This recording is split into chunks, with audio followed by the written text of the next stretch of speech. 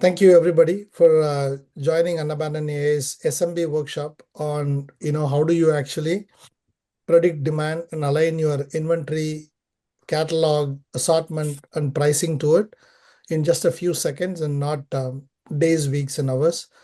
This is meant to be three parts. The first part is we walk through a few slides and talk about who we are and what the application is all about.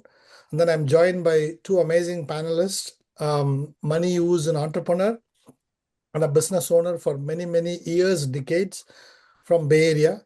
He runs Shasta Foods. I will let him introduce himself in a second. Thank you, Mani, for joining us. And then Raj, who comes from the world of corporate, big box retail merchandising, and also now into multiple roles as advisor, analyst, and also a business owner at this point, running a consulting business. Raj, thanks for joining us. Mani and Raj, would you please introduce yourself, a quick lightning intros for the panel? Good morning, everybody. My name is Mani Krishnan. I'm the owner and CEO of a company called Shasta Foods. We are in the Bay Area. We have been in the business in Shasta Foods for the past 23 years. We are primarily into Indian groceries. We manufacture batter, idli batter, dosa batter, etc. And that is our main claim to fame. Apart from that, we import a lot of dry groceries from India, and we distribute over 350 stores. And as far as the batter is concerned, we are there in about 25 Costco locations. I look forward to taking advantage of UnAbandon AI and see how I can make progress in terms of my current business. Thank you, Anand. Thank you very much. Thank you, Mani. Hi, Raj? Anand. Hello, everyone. My name is Raj Shankaran. I am the founder and chief merchandising officer at Retail Scale. And prior to that, I spent over 12 years at Walmart. So I'm a retail lifer. And after Walmart, I spent 3 years at a market intelligence company called Circana. So market intelligence, UnAbandon, retail. I have sat on both sides of the table as a retailer and as a service provider from a market intelligence standpoint. And this is a culmination of all of that coming together into one panel. Happy to be here. Yeah, thank you, Raj. Thank you, Mani. I cannot ask for a better panel. Thanks to both of you for being part of this. Hello, everyone. I'm Anand. I'm the founder, CEO of UnAbandon AI. I'm a retailer for life. I'm closing in on my 30th year in all in retail. Extremely passionate, extremely, really love this industry because of the fact that consumers actually adopt latest and the greatest technologies as they arrive. And on the other end, retailers operate typically on single double-digit operating margin. So they don't have a lot of cash to deploy, capital to deploy in the latest, greatest technologies. So if you are working with retailers, if you're solving problem for retailers, you got to be really creative to deal with this dichotomy that they want the latest technology, but they cannot afford to spend a lot of money. So that's helped me stay young, I guess, and more importantly, curious, which is as Raj was saying, which is the culmination of founding UnAbandon AI after my previous corporate role of heading retail globally at NVIDIA. At UnAbandon AI, we are actually solving some of the problems I've been seeing in the retail world for the last 10 plus years. I'll take you guys through a few slides for the next 10 minutes or so, and then we'll get into a Q&A panel discussion between Mani, Raj, and myself. Ranjit will be running through the question. Then we'll do a quick demo of Mani's own business of Shasta Foods. He has not seen it, trust me, and hopefully he's going to get excited. And then we will let you sign up and hands-on workshop, play with the platform, and we'll give you the instructions of what that looks like. So UnAbandon AI, our goal is to help SMB businesses sweat less, because when you run a small medium business, you are actually running around, scurrying around, and in this day and age, with so much of war and tariff and supply chain disruptions and inflation, I mean, there is no dearth of problems to really deal. There's not enough problem for you to sweat more. And we would like UnAbandon AI to be the platform that actually brings in all the data, converts into intelligence. So you are actually sweating less on some of the critical decisions you got to make, and that hopefully helps you grow profitably, right? That's the vision of the platform. Our platform enables AI-powered retail operations is what it is. So it actually, if you look at the middle box, out of the box, we have the UnAbandon AI domain language model, which is a model built in the world of retail, using retail data sets, using retail language and understanding. It understands only retail. It does not understand anything else. I always say, when I talk to customers, when you want to ask anything to, any model and get any information, you want to go to the, broader LLMs, like, pick your favorite, right? Claude, ChatGPT, Gemini, etc. But when you want your domain specific intelligence powered by all the data sets that you see in the bottom, the three cubes you see in the bottom, proprietary market data, contextual news events, social weather, shopper trends, etc., all of them getting fed into the model. So this model is actually the LLM, but juiced out and filtered version of just the retail understanding, retail data, and retail language and business models, right? When you power that from the left with your online store sales data, some of you could be pure online, some of you could be pure physical stores, some of you could be omni-channel, where you operate in both online and stores and other channels too, maybe. So you can actually feed in the omni-channel data into the model and then combine that with the inventory pricing and the operational data sets, the promotions and the margin expectations and supplier data, etc. The model actually creates, if you move to the right, the model actually creates unbelievable actionable insights in a few seconds. Things that will take, days, weeks, even months sometimes to arrive at insights. You can actually get those intelligences in a few seconds, and you can actually get that delivered to your favorite device, favorite platform, favorite application, whether it's email, whether it's alerts, messages, WhatsApp, whatnot, we can actually deliver to them. And that actionable insights eventually gets converted into agents, which actually does multiple functions like merchandising, inventory, pricing, promotions, so on and so forth, marketing, etc. So that's the vision, and that's the crux of the platform in terms of what do we bring to SMB retailers. You can put your questions, by the way, in the chat, or you can wait to ask the question, or you can press the hand button and ask the question. I think it's a unmuted line. If not, let us know, and we'll figure out how to unmute you. Okay. The vision, mission on the platform, our vision, like I said in the beginning, it's to help SMBs grow profitably by driving sales at full price. That's one of the important elements, which is why I founded this company. How do we help retailers, drive sales more and more at full price? Like Apple, right? You don't see an Apple discount a lot, right? Unlike other products. So how do we actually help every retailer, every brand to become an Apple in their own sense? So you're actually driving sales at full price and also at high velocity, right? So you're able to sell products at the highest speed possible. And you can do that when your supply, when your inventory, when your assortment, when your pricing is closer and closer to what the customers are demanding and what your customers are demanding. Are you dealing with a particular demographic, a particular ethnicity, particular age group, generation, etc.? What is that demand? When do they buy? How do they buy? Why do they buy? What price point do they buy? Extremely critical to know and understand. Many retailers, in my experience, moving on to the mission, actually miss out on this and eventually leverage promotions and discount to drive sale, which actually hurts your margin, hurts your revenue, and doesn't let you grow and invest in your own business.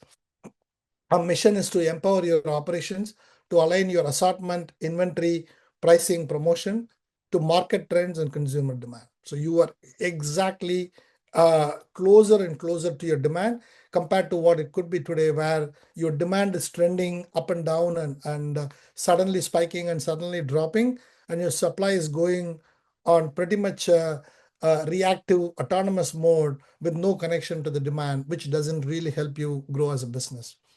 So what do we bring to solve the problem? We bring the UnAbandon AI DLM. As I said before, it's a retail domain language model.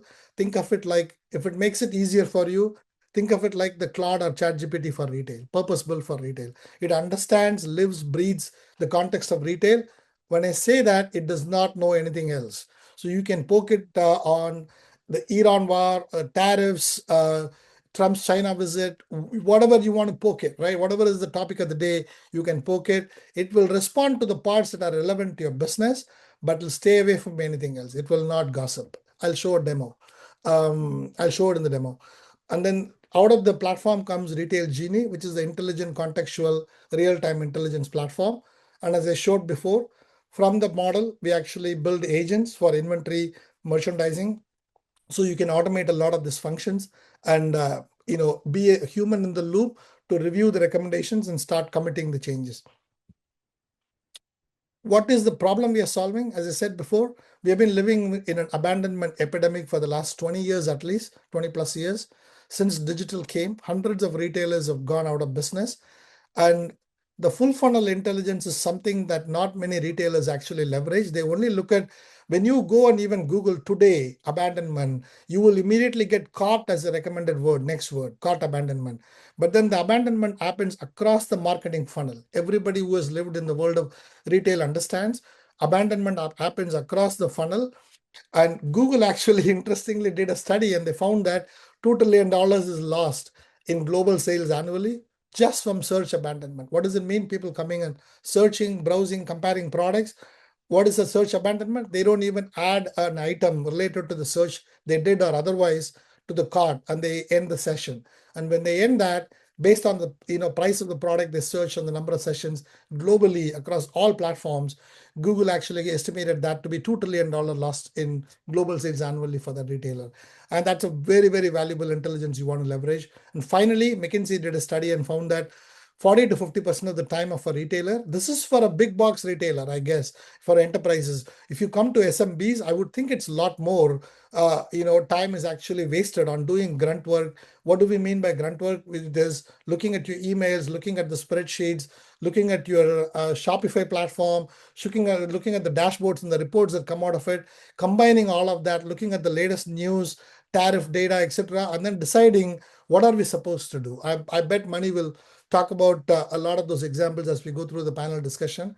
When a retailer is not able to do this in a meaningful time, then they end up having supply that it's not in demand, and they don't have the items that are in demand, and promotions become the only lever, if you see at the bottom, to close the supply demand gap.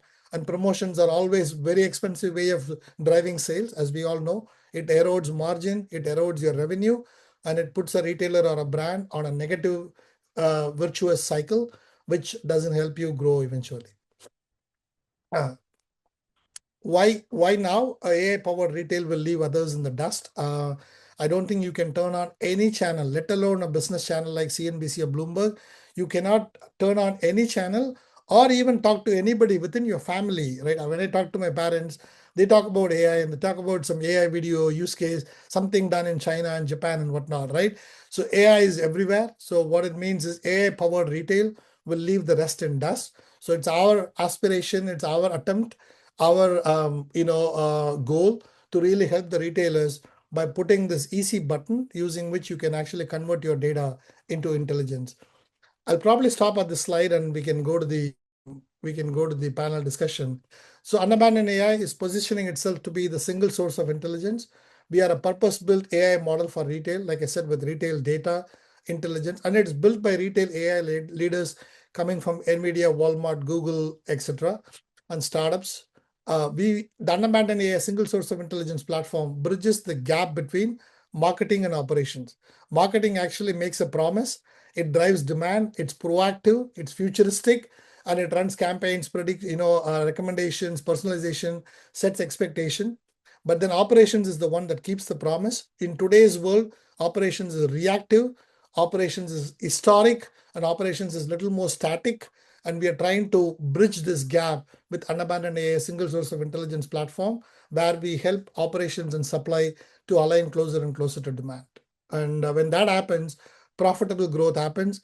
And as we all know, profitable growth is key to thrive and also deal with the big box and the other retailers out there, massive platforms, Amazons and the rest of the world, Flipkart, etc. If you're operating out of India, how do you really deal with them and continue to grow and thrive? That's by knowing what's your demand, what are the markets you are operating, and how does my supply, how does my inventory, how does my pricing align to what people are looking for, so you can actually sell, fulfill, and grow faster.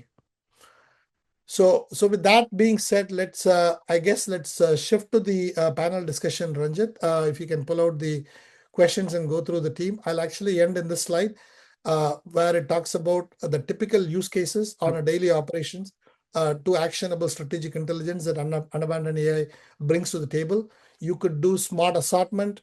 You could do intelligent inventory. You could do dynamic pricing and promotions.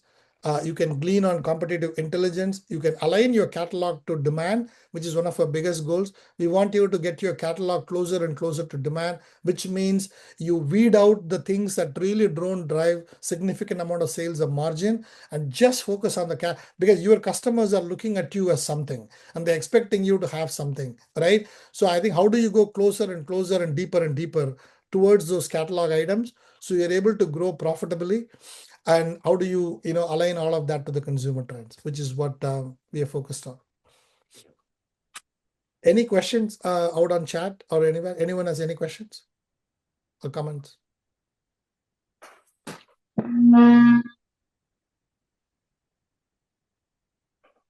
Okay, Ranjit, Yeah. let's go to the Yeah. panel discussion. Yeah. The first question to the panel. What is the single biggest blind spot SMB owners face when trying to predict next month's demand? I would let the money lead this, I guess, right? Number one, the erratic and the uncertain supply chain today, that is number one. And the price at which the product will land. Those are the two critical things at this point of time, which causes a lot of heartaches and headaches.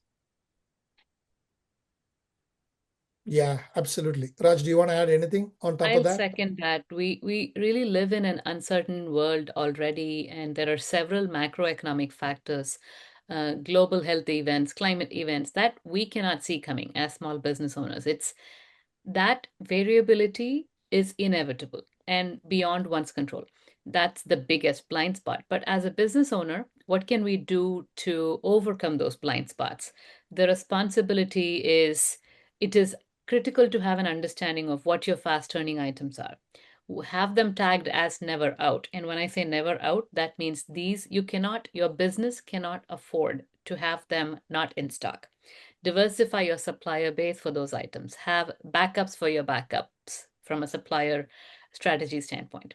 And that is for your 80% of your assortment that produces the lion's share of your sales. And then the rest 20% is where the creativity from a reading of the market signals, staying on top of current trends, that's where it comes in.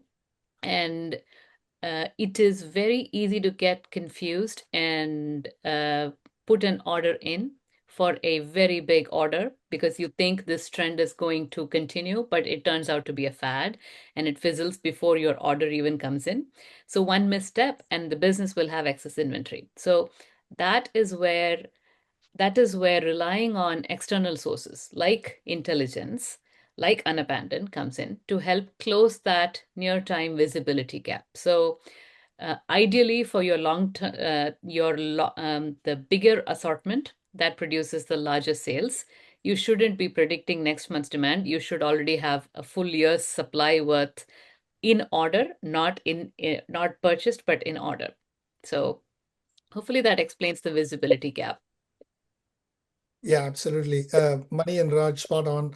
I would actually add, combining both of your responses, there are things that are in control of a brand and a retailer and SMB.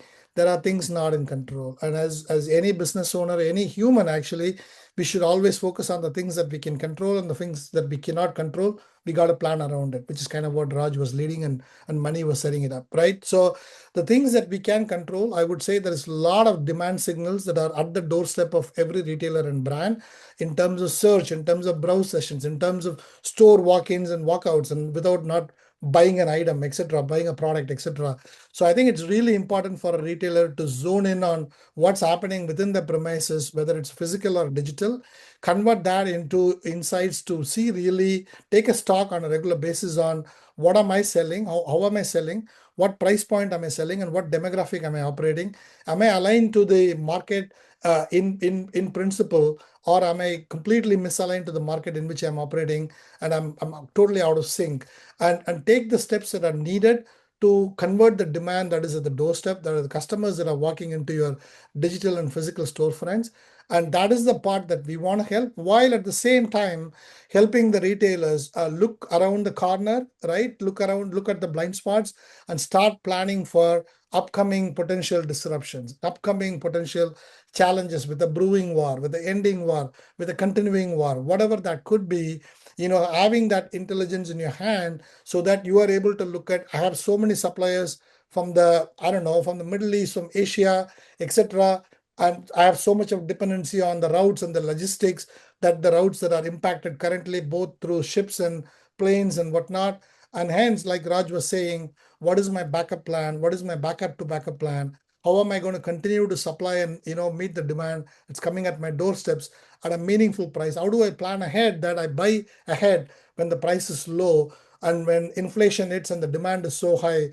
How can I make a full price sale, or even sometimes when the demand is so high, you have the opportunity to align the price to that and drive higher margins. So how do you do that? I think that's crucial, and that's where we want to come in and help. And this is an humble attempt. UnAbandon AI is an humble attempt towards that.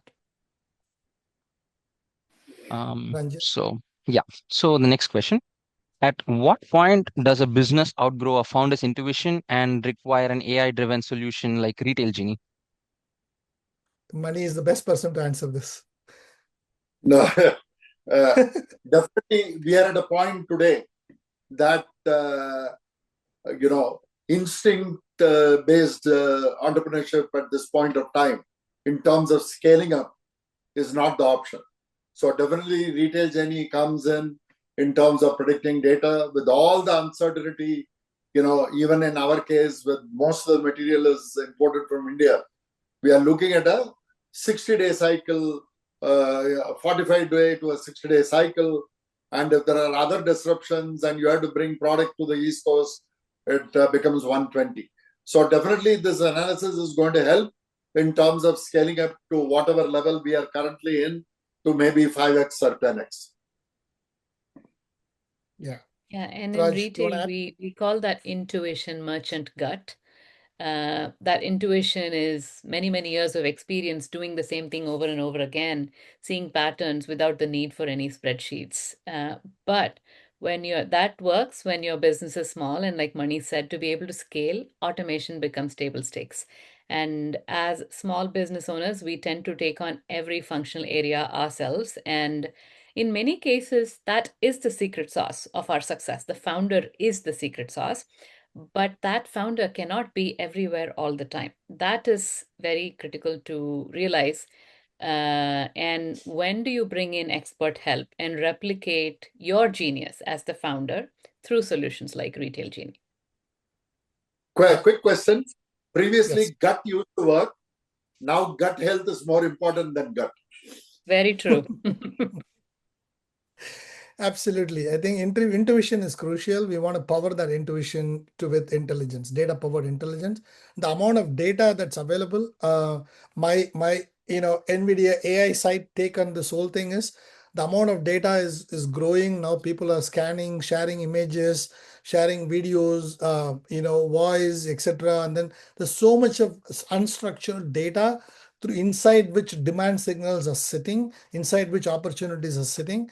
It is impossible for any human being, let alone a small medium business owner or a owner operator, etc., or even a merchant in a big retailer, to be able to process all of this and then separate the needle from the haystack. It's literally impossible. The intuition should remain with them, but that intuition should be powered by the gasoline should be AI, but the car engine should be the merchant or the owner operator. That's the way I look at it. Over to the next question. How can data help SMBs decide when to cut losses on slow-moving products versus doubling down? I'll take this one. The first question as a small business should be, how long should your long tail be? Because it's a good balance of your basics that runs the majority of your everyday fast moving sales, and then what is the long tail, which should it be 20%? Should it be 50%? And that's a decision every business makes, because depending on how long the long tail is, you are taking extraordinary amounts of risk, because that is based on trends and things that are maybe short lived and may not have a very long, sustaining, durable demand. That is a very tough skill, and a merchant develops that over the years. It's, we in retail we call it assortment strategy. It's built on market intelligence. It is tested against your P&L. It has to work for your P&L. There is no point in having a long tail assortment that is just sitting there and not selling. Any assortment, any SKU, any item that is not selling is dead inventory, and that doesn't work, because over time, when it no longer is relevant, then it's a burden to your P&L, because you have to mark it down or you have to get rid of that inventory somehow. And on top of all of this, having a realistic forecast is very, very important. So how can data help SMBs decide when really to cut the losses? It really starts from the question as to what is your risk tolerance, how long should your long tail be, and minimize that, and keep doubling down on the, Anand always calls it the 80-20 or the Pareto principle, which is your solid bulk of your items that produce the bigger sales. Exactly. Mani, you want to add anything on data powered? I entirely agree. I entirely agree. In fact, one of the exercises that we have been doing the last 6 months in a very intensive manner, we have been almost at 600 to 650 SKUs, and we are slowly in the process of weeding out and making sure we trim it down to call the fact that this is dead inventory sitting and doing nothing. We have done a reasonably better job, but I think by the end of the year we should be on top of it. I mean, just to give you guys an idea, we have implemented a drone inventory system, and it should be operational completely by June. It is in beta version right now. So we expect the drone to go aisle by aisle and read all the inventory, etc., in the night. And we hope to bring down, the expiry issues, misplaced products, etc., to almost to a 95% accuracy. So we are very optimistic and excited about that. Yeah, I should have said that in the intro. Money is one of the most progressive, futuristic. I'm not saying just because he's here, I truly mean it. Business owners, operators, he looks at opportunities and he's pretty nimble and focused on what technologies and what solutions and ideas bring tangible business value in a consistent manner, and then goes and implements at scale. And I'm always in awe looking at the way Money operates his business. And it's part of the reason we were friends for many years, and we continue to partner on this journey as well. But yeah, no, I completely agree with both the panelists. I don't have pretty much anything. Raj nicely stole my limelight, and I like it actually. Coming out of Raj is even better. The 2080 is what we want retailers to aspire towards, brands to aspire towards. 20% catalog, 20% assortment, 20% SKUs that drive 80% of my business. It varies by demographic, it varies by season, it varies by location or geography and all of that. So how do you consistently look at what is my 2080 and be like Money is doing, like be really rational and focused on trimming, and also not just, it's not always about cutting down the catalog, it's also looking at white spaces. Demand is shifting to, because of GLP-1, because of people taking weight loss drugs. If the trend is shifting to something else, how do you actually start shifting your merchandise mix, etc., to those, and not just hold on to what you've been doing for 4 years because that gave you significant business in the past, but that is changing now, knowing that is crucial. Sure. Okay. The next question will be like, how can SMBs use inventory data to price for profit rather than just trying to underprice big box competitors? Money, how do you look at inventory data to price for profit? Right now, we go to about 350 retail stores, and we are in about, want to call it omni-channel, 7 or 8 channels, in terms of online. So what basically happens is the trend, for example, in Sunnyvale, the prices could be very compressed. The prices could be much better in the East Bay or in the South Bay. We are also in Seattle, Oregon, Arizona, Utah, etc. So we are able to really broad base to make sure that, I was selling Intel for about 20 years. So one of the first rules I made as far as Shasa is concerned is I'm not going to undercut at any point of time to basically make a sale and improve my top line. My focus has always been on the bottom line, and that has worked out much better. And that is how I approach it today. And we are using a lot of AI data to see, where can I, which bucket can I put the product in so that to maximize the benefit. So a couple of, statistics. We sell about 3 brands of snacks, okay? And, Grand Sweets and Snacks is one of them. And I can tell you, in spite of the air shipment, we are sold out of inventory within 4 days. Then we have another brand called Adukule, which we sell in about 12 days. And another brand called Sweet Karam Coffee. Again, we just got a full container. We got sold out within 10 days. So that is the matrix that we are currently looking at.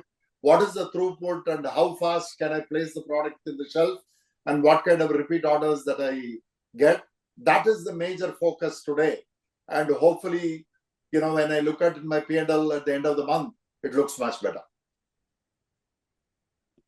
Yeah, I have nothing more to add on top of what Mani said, Ranjit. Sure. So the next, he's killing it. So I would say we should be inspired by him, and UnAbandon AI should help retailers get closer to that. sure, Anand. Before we go to the next question, there is a question from the chat. Do we like to address it now? Yes. Yeah. So how this product handles AI hallucinations? Pradeep has asked. Yeah, Pradeep, a great question, by the way. We would actually show that in the demo. As I said in the initial presentation, we took a lot of time to deal with, build the guardrails. I come from NVIDIA. I used to call it a death by 1,000 pilots when I was in NVIDIA when I do my reporting to Jensen.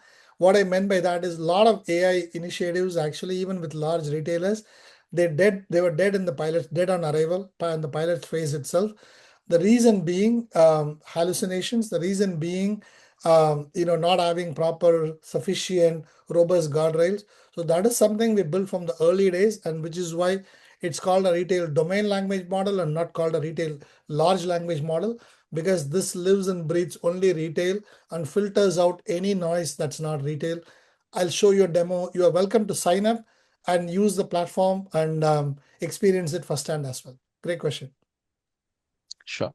So yeah, next question would be, how do retailers stay agile when consumer behavior shifts overnight without overcorrecting and creating dead stock? Mani, all of these are custom built questions for you. Let me give you an example, which is we have been importing Indian mangoes for the last 5 years. Okay, mango is a very tricky business. We manage by having events and tasting ceremony. So bring in people. We brought variety of mangoes, not the traditional varieties, 3 to 30 varieties of mangoes. But this year, I saw the signs, and I just got a WhatsApp message which I will share with you. Number one, the number of people selling mangoes compared to last year was 50. This year is 75, and so too many suppliers chasing too less demand. And lo and behold, let us say a case for about 12 mangoes or 10 mangoes, the retail price was anywhere between 45 to 50. Okay, Costco just in Seattle, was selling mangoes at $9.99 for 4 of them. So about 12 of them, I can assure you, is going to be 10 into 4, $40. And the number of people who will tend to buy in Costco, even if it is marginally less, etc., or marginally higher, will be exponential in my opinion. So I decided I was not going to do mangoes next year. Costco just confirmed that you made the best decision in your life. Absolutely. It's amazing how, Mani, you came alive with that example, right? This is agility in live action. And retail is all about being agile. If you are not reading the signals and understanding what that means directly for your P&L and what decisions need to be made now to be able to sustain that P&L, it's very critical. And that's what makes me love retail so much, is the agility part. Is there's never a dull day. Every day something new is happening in your world. The only thing I'd like to add to what Mani has already said is keep the experimental engine to a small percentage of your business, right? You don't want the large share of your business to have too many experiments, which is where the overcorrecting or the excess inventory situations may happen. Experiments are great. Risk taking is great. Reading the signals, understanding, and giving the customer what they're looking for in that moment is also fantastic. The second thing I'll say is have a very transparent relationship with your supplier base. You want to create a long-term relationship with your supplier base, and you want to create win-win equations. You can be very transparent that you're reading a recent signal that certain things are spiking in demand, but you don't know how long-term that is. If that is in fact a long-term trend, or is it a fad? And when you give that heads up to the supplier and say, hey, I'm going to try this, I'm going to buy so much from you, but I may come back to you for more depending on what the market is telling me and how the customers are reacting. So with agility comes a responsibility of having a very open dialogue with your supplier base, giving them the understanding of why you're making certain buying decisions and why you're not. And that also gives them the awareness as to where they need to diversify in their ecosystem. Yeah, to that topic on the last part that Raj was mentioning and also Mani was leading, we actually did a YouTube use case explainer video of what happens when LeBron James retires. And LeBron James retiring is not a fad; it's a trend. LeBron is all in on Nike, or Nike is all in on LeBron, and LeBron's merch across 3 basketball teams, 4 jersey numbers. It's all with Nike, and the spike in demand. As soon as LeBron tweets, he still has not tweeted. Okay, it's expected anytime, or maybe the next year. I don't know. But when he does, and it's not a question of if, when he does, the spike in demand for his products in Nike websites, sporting goods, local sporting retailers across the globe is going to be through the roof, because he's been around for 23 years in the league, and he's a phenomena, and he's a role model, and people look up to him, kids look up to him, and people are going to buy products at full price. And how do you cannot predict when LeBron is going to retire. He himself doesn't know at this point. But when he does, can you do things within your power, within your control, that you allocate those merchandise, you reallocate, you shift your store layout, visual merchandising layout, to take out the Michael Jordans and the Kobe Bryants and move only the LeBron James to the front of the store. Those are things in your power. If you are discounting LeBron merchandise, you may not want to discount anymore, because now the demand is going to be through the roof. So you want to sell full price, and so on and so forth. For that, it starts with knowing that he is retired, knowing that it's impacting these SKUs, these regions, these demographics, these stores in which you're operating, and then making the decision and taking the decision in the fastest time, so that you can actually drive sales and profit and capture the opportunity. The fans will be emotional for, in this day and age, 1 week, 2 weeks maximum, right? And then the demand is going to trend down, and that's your window of opportunity to capture. And if you don't capture and you're sitting with LeBron merchandise, guess what?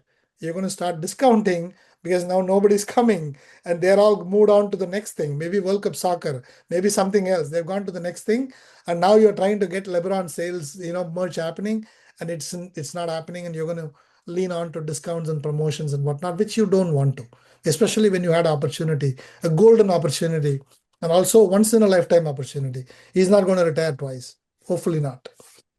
So anyway, any other questions, Ranjit, on the chat or from the panel, for the panel? We've got last couple questions for the panel.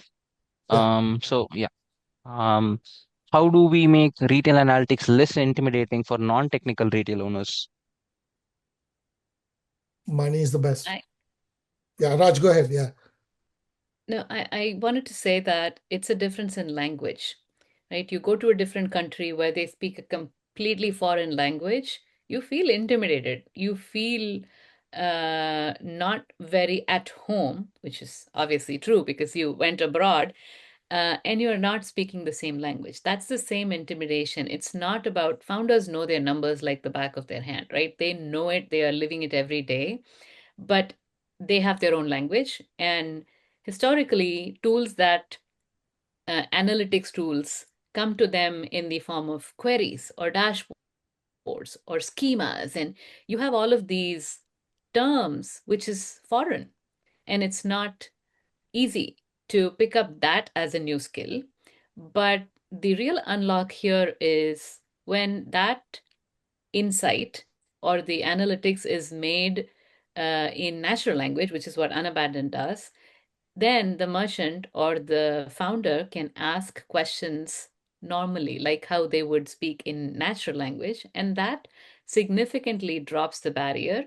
And the interaction feels very natural in your own language that you are used to. You don't have to train yourself and adapt yourself to a different analytics provider. And if you ever have to change an analytics provider, say a couple of years down the line, then you have to learn another language. In this case, you're eliminating all of that, and that intimidation and not knowing the language is really the barrier to entry from my point of view. Mani, you want to add anything? Yeah. So 2 or 3 things. For example, for Costco, I use Circana. It's just fantastic in terms of the way it spits out data. Now, taking most of the Indian retailers on, all of them come from multiple languages. It could be a Punjabi owner, it could be a Gujarati owner, it could be a Malayali owner, it could be a Tamil owner, it could be a Marathi owner. So you have different sets of people coming from different parts of the country. Most of the retail, is the warehousing or the product pulling is all done by Spanish guys. So go in and you want to share your vision. It has to be very simple. And how do you convince them to share data with you? Okay, you have to figure out. All of them may not be interested in sharing data. You have to figure out how they will be in a position to give you in an anonymous manner, maybe in a staging area. Take a small replica of data, give it to them in this thing in multiple languages, in the languages that they speak, will go a long way. And most of them, their attention span is nothing. Okay, so how do you break that barrier is what you have to look at. In my opinion, see, right now with so many things going on, I know UnAbandon is very important. I have a drone implementation going on. I have a WhatsApp implementation going on. I have a mobile robot implementation going on. And every time Anand calls me, I feel bad about telling him, can we postpone it a little bit better? Because everything that is staring from a technology point of view, it says, why haven't you done this yesterday? That is how the messaging comes across.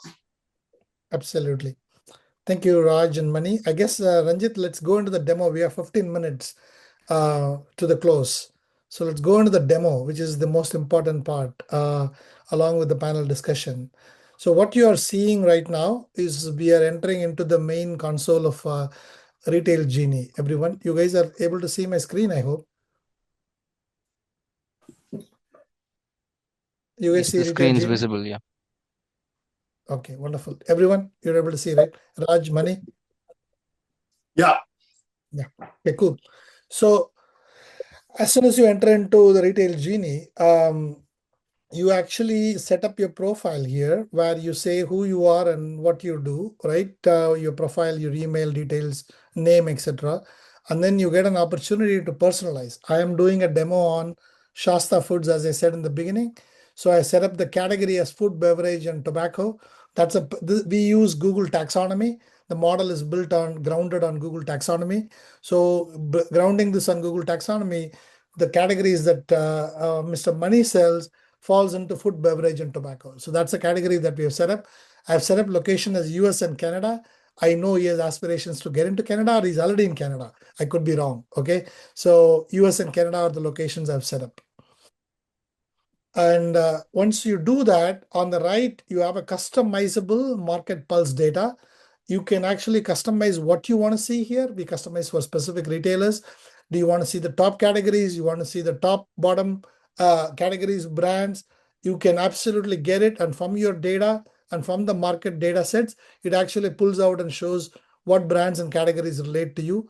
And then it gets you the retail news. It's a real-time news of the categories that you've chosen, right? It pulls out wholesale data. Big food is the new big tobacco, as a report blames. I don't know what it is, right? So malnutrition, climate change, etc. The idea is, if Money is operating and Money's team is operating as Shasta Foods business, and they are able to get real-time, market pulse of the behavior of their data, the retail news, and also the events within the demographic that they're operating on, that might create windows of opportunities for them to maybe partner, maybe collaborate, maybe leverage, or even just market to the event, saying, hey, while you're at this event, check out Shasta Foods millets or grains or batter or whatever, right? So we want to be able to create those opportunities, so the business is always operating closer to what is happening in the market, and not in a very isolated manner, and not just relying upon external news sources and others, which might be disconnected from your decision-making platform. We want to bring them all into a single platform. In the interest of time, I've actually rerun the prompts. On the Genie itself, you'll see Retail Genie, and then you see Market Cockpit, which is the market intelligence dashboard. It gets you market pulse, seasonality reports, competitive edge of how do you compare with the competition, what does the consumer outlook look like, and then what are the demand trends. You can actually weave through this and get a real-time understanding of what is happening for your categories, for your region in the business space in terms of actual numbers. There is an AI snippet at the top in terms of what is happening in the food, beverage, and tobacco in the US-Canada market between Jan and April 2026. And then it pulls out the demand index, what are the top and the bottom categories, how many sessions are users doing across all retailers in the space, and how much time are they spending, what are the categories that are in demand, and what are the categories that are low in demand. And as you can view through that. I will actually go to the chat history, exactly the chat history I did, and I'll actually answer to Pradeep to begin with, and then I'll go back to the sequence in which I ran. I'll show the guardrail feature, which we are really proud of here at UnAbandon AI, right? And our ecosystem. So, okay, so here is where it starts. You guys can see my screen, I hope. Does the war in Iran, remember it's Shasta Foods business, does the war in Iran have any impact on our business and category, right? And within few seconds, like you can see 1402, I ran these prompts yesterday afternoon. It talks about the geopolitical reality, impact on Shasta Fresh. I just took the Shasta Fresh and updated the website. So it looked into the website and the categories that Money is selling, and it starts giving all the intelligence, right? It holds the context and the memory across the session. So it talks about supply chain, logistics disruption, Strait of Hormuz, what's happening, 400,000 tons of Indian basmati rice were stranded at ports or in transit due to conflict, freight insurance. It doesn't have the exact, remember, it doesn't have the exact data of Money's business in terms of who suppliers are, how much is pending in shipments, how much is waiting on receiving, and orders placed and waiting to be received. It doesn't have any of those data sets. The moment it has those data sets, it'll be way more pointed and specific to what Money or anybody else who's operating the business should be or could be doing, right? And then what is the impact on US retail and consumer pricing? Overall, the diesel surcharge, grocery price inflation that's happening, packaging costs. Since plastic packaging is a derivative of petrochemicals, the surge in Brent crude hitting 100, 120 is making your bags and container more expensive to produce. So it goes really, really detailed and deep into everything that could possibly, that this is where the domain language model comes. And then it also makes recommendations. It's secure inventory buffering. What should you do? Like some of that Raj and Mani were mentioning, right? How do you do inventory buffering for non-perishable grains and millets in the US warehouse? How do you do transparent pricing? Gen Z and millennial are sensitive to price hikes. If you must raise price, lead with transparency about the heritage supply chain challenges. Focus on domestic staples. While Basmati is impacted by Strait of Hormuz, look at promoting grains that might have more stable alternative routes or smaller exposure to immediate conflict zones. Great.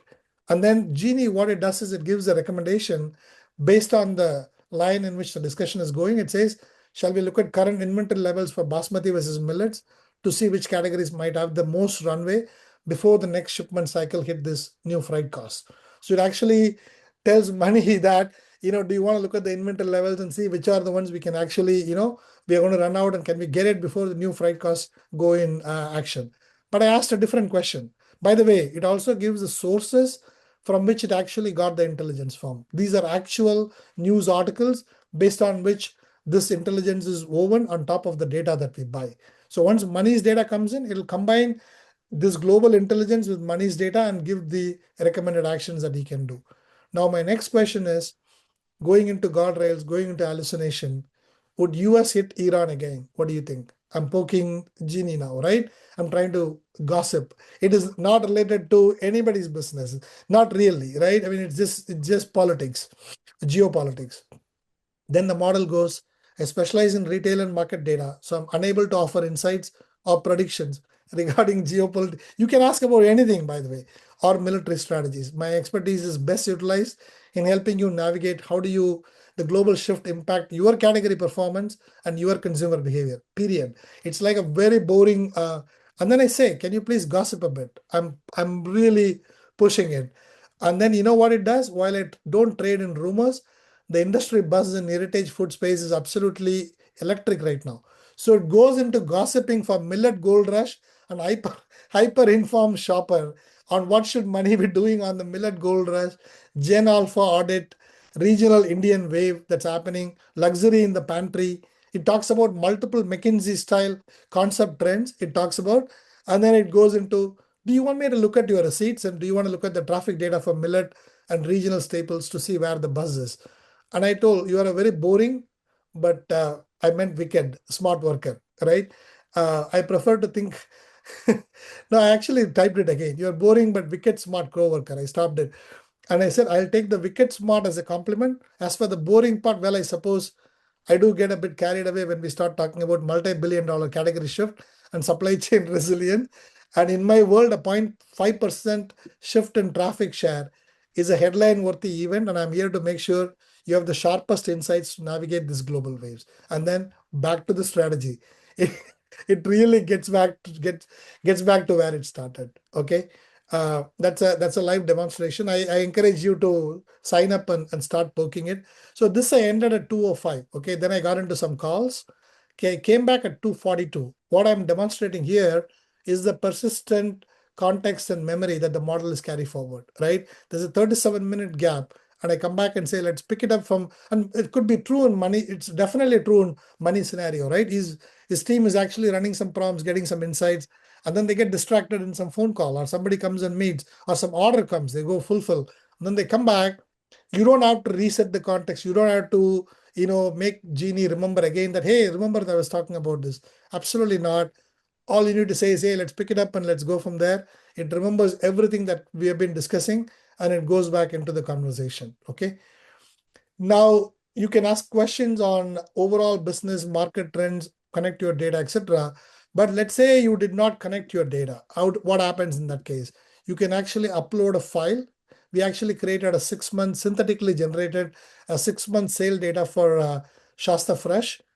We gave the website link and everything, created the data, uploaded the data back into Genie saying, can you share the total sales dollar figure from the uploaded file? So initially, there are 2 tabs in the file. I'm demonstrating something. It had a challenge, right? So it could not figure out which tab it should look at. And it said, I'm not able to find out where the data is, right? What it says. Then I say, are you looking into the sales data tab of the spreadsheet? I'm actually nudging. It's almost like working with a coworker, right? Because If you ask the coworker to say do something, they come back and say, Money, I don't see that data. Then Money will say, no, look at the other tab, not the main tab, right? Exactly what I did. Look into the sales data of the spreadsheet. Immediately it looks at it, starts spitting out intelligence again in a few seconds, breaking it down by category on rice and millets, fresh batter, sweet and snack, coffee and tea, spices and masalas. It gives revenue figure. Again, this is synthetically generated. This is not a reflection of Money's business in any shape or form. It's just a demonstration. Just to It was. Go ahead, Money. No, I said I wish it was. We'll make it happen, Money. Okay. So you can actually now Money's team can actually add this to my charts. Once you add it to my charts, it'll get added here. So you actually now when Money's team goes back to my charts, because the team might have run the prompts, Money might be in India, and when he gets up, they'll say, Money, we got this intelligence. And Money will say, show me that. And you don't want to, the team does not want to sweat to figure out where the intelligence is. So this is where it becomes an application where you save the chart to my chart, and when Money, or you can actually download or copy the chart to an email and send it to Money. So when he wakes up, you'll start seeing it. So we have made this really intuitive and interactive. So you're able to make this into an application and not just a standalone, tool, if you will. And then it starts breaking down revenue. It wickets. Look, we said wicket smart before. It it carried that. It said wicket smart observation. It talks about rice and millet taking the top spot. When you combine that with the performance of fresh batter, which often includes millet-based options, so he makes batter with millet options. So it is clear that your customers are heavily leaning into those heritage staples we are gossiping about earlier. Interestingly, Mylapore rasam powder is your number one product by volume, with 87 units. Synthetic data again, even though the spices and masala category represents the smallest. I know I have only 3 minutes, and then I do a follow-up saying what is the average order value over the period for the entire sales. And I took the recommended action item 2. And yes, how does the growth look for rice and millets category? It actually plots out the rice and millets category growth for the Indian grains as well as the US grains. And then it goes into the average order value calculation of the $10,000 with 650 orders. It's looking at $16.03 as the average order value. And then it breaks down winter surge, regional, why is the demand surging across multiple time periods based on the synthetic data we gave it to it, strategic takeaways, and it says, can we do a country level breakdown, etc. So I've only run through a very small portion of the chat because this was like a 20-minute chat which I ran through, starting with, I'm the retail business owner of Indian ethnic dry pantry goods retailer Shasta Fresh. I gave the link and would like to do some analysis on consumer demand, market trend, lifestyle changes that would impact our sales. So it starts going into, it compares Metro, GeoMart, Sobeys is Canada, by the way, Loblaws is Canada. It compares a lot of other brands that may or may not directly impact. So what I do is, can you rerun the prompt only for US market and share the insights? It's got global data in it. So I'm actually context engineering the model itself, fine tuning it further down.